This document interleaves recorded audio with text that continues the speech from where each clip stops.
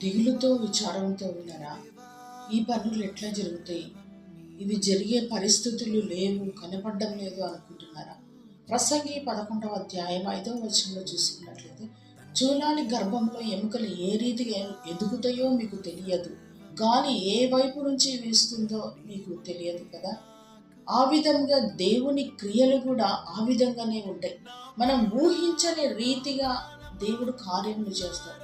ఆయన ఎన్నడూ అన్యాయస్తుడు కాదు, ఆయన కదా న్యాయమైన దేవుడు. కనుక మనం ఆయన కొరకు ఎదురు చూసినప్పుడు మనం ఊహించని కార్యాలు చేస్తాం. మన జీవితంలో ఇది జరుగుతుందా, ఇది జరగదే అని అనుకున్నటువంటి పరిస్థితుల్ని కూడా ఆయన ఈజీగా చేయగలిగిన దేవుడు. కనుక మనం కేవలం విశ్వాసం ఉంచినప్పుడు, చూలాలి గర్భంలో ఎముకలు ఏ రీతిగా ఎదుగుతాయో ఎవరికి తెలియదు కదా, అట్లాంటి కార్యాలు ఆయన మన జీవితాల్లో జరిగించి మనం నిలబెట్టుటకు ఆయన సమర్థుడు.